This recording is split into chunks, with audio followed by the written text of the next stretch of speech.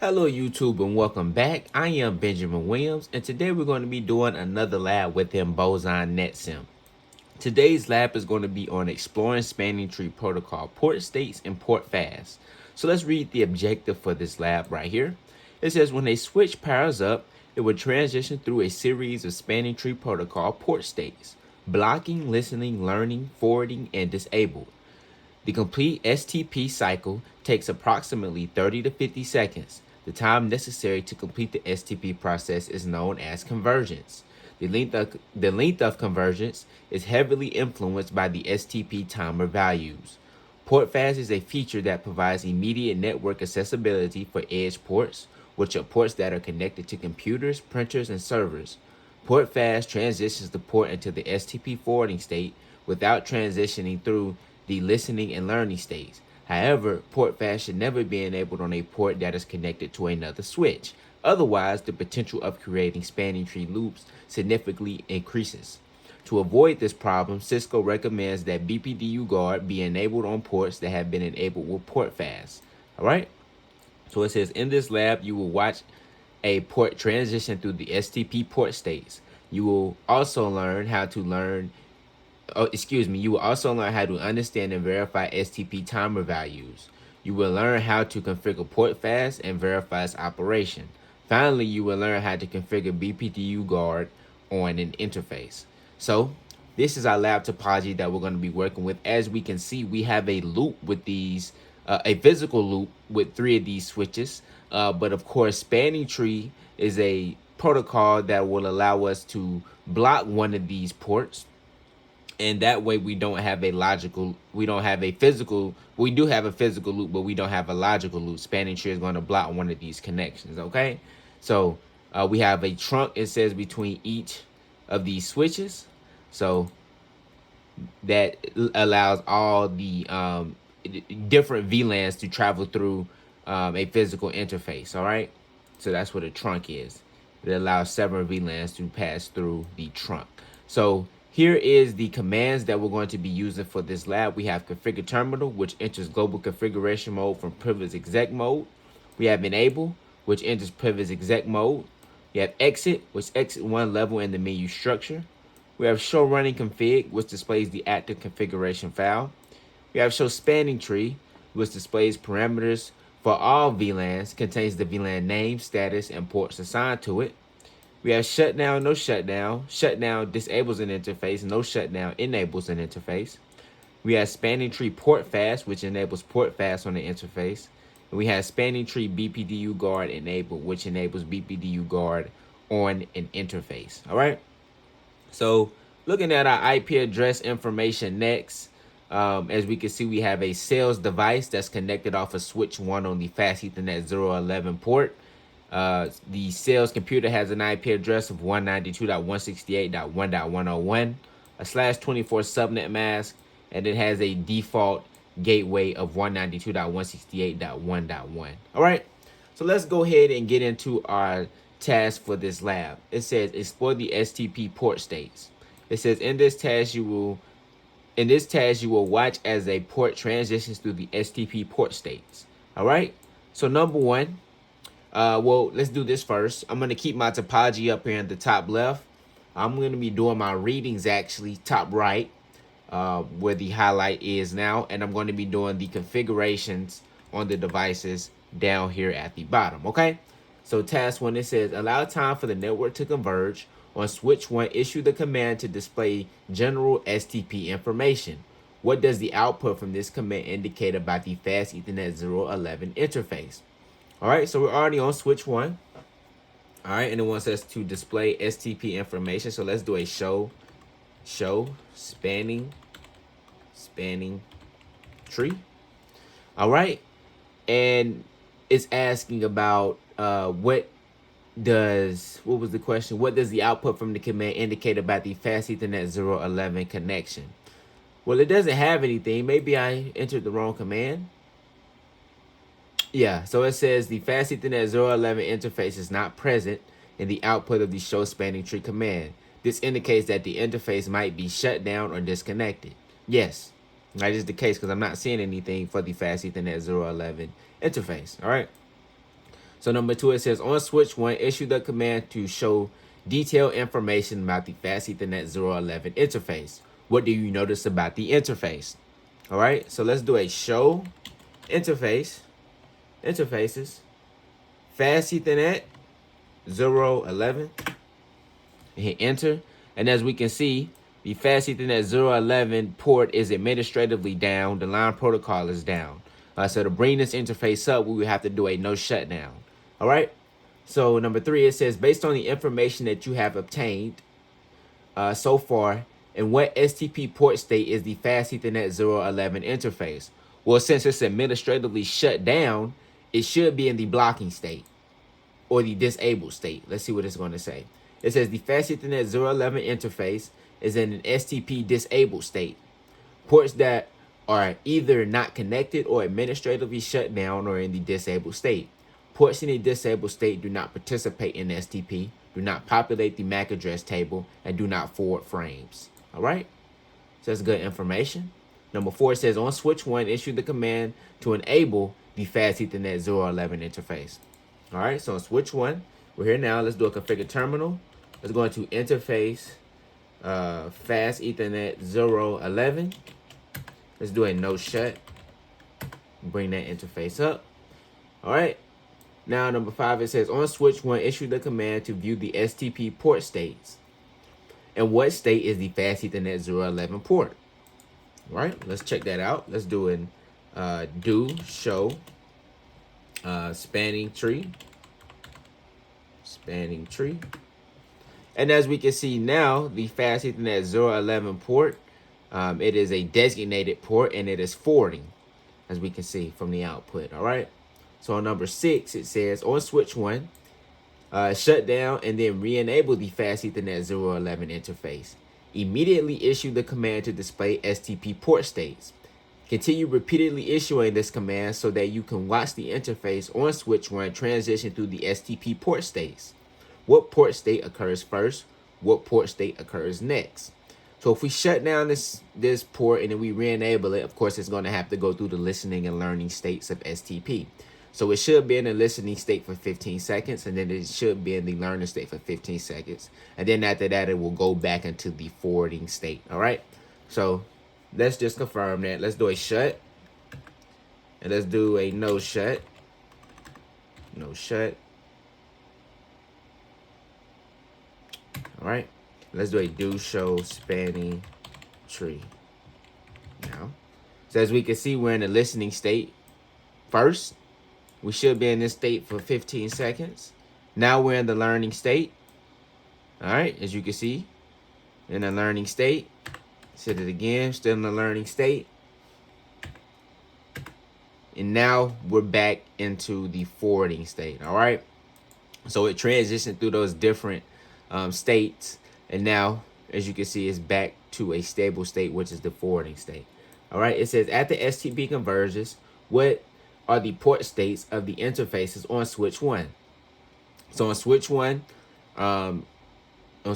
we can see that the Fast Ethernet 02 port, which is down to switch 2, is the root port. So that means that switch 2 is probably our root bridge. A Fast Ethernet 03 port on switch 1 is a designated port and it's forwarding.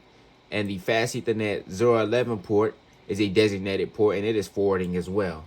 All right, so on number 8, it says on switch 3, issue the command to display STP port states. Which interface is in the blocking state and why? So if we go to switch 3, we do an enable. We do a show spanning tree. All right.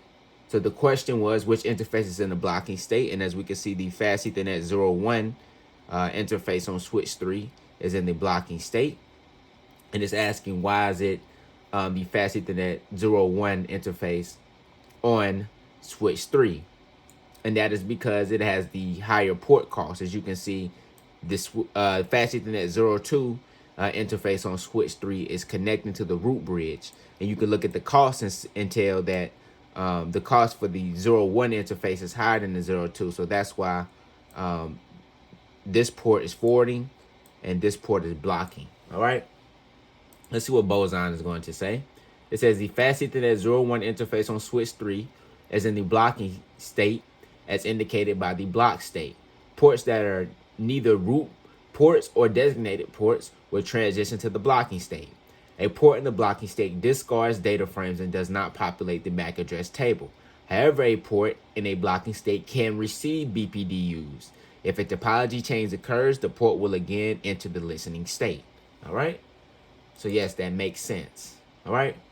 So on task number 2, it says verify STP timer values.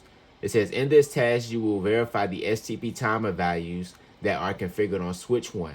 All commands in this task are issued on switch 1. All right, so on number 1, it says issue the command to display STP information. What is the hello timer value? So on switch 1, if I do a do show spanning tree, all right, we can see that our timer for the hello time is every 2 seconds. All right. So on number 2, it says what would happen if you were to reduce the hello timer to 1 second? Well, the switch will send hellos out of its interface once every 1 second, basically. So it says if you change the hello timer value to 1 second, the STP information will be propagated twice as fast. However, each port will be forced to transmit and process twice as many BPDUs. Yes, because you're sending them at a faster rate. All right, it says, what is the max age timer value on switch 1? The max age timer is 20 seconds, as we can see. It says, what would happen if you were to decrease the max age timer value to 6 seconds?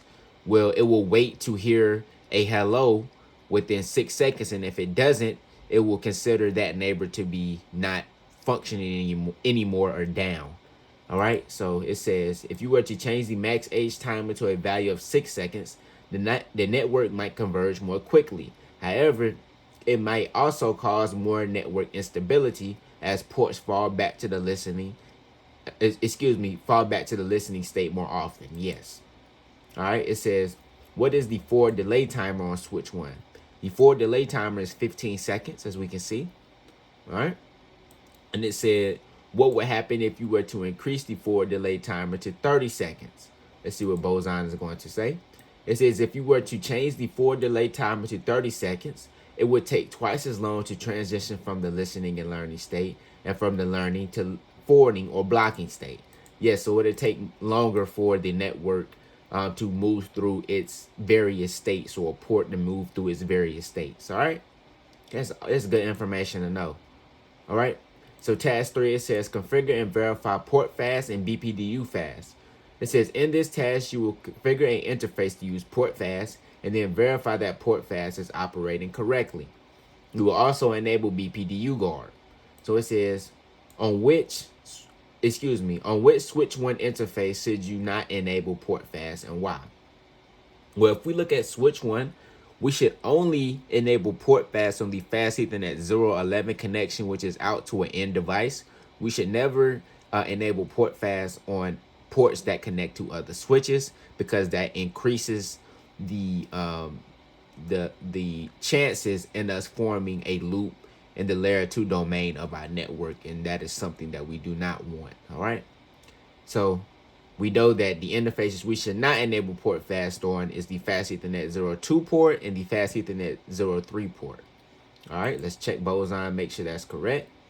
And it says right here, you should not enable PortFast on the Fast Ethernet 02 and Fast Ethernet 03 interfaces of switch 1.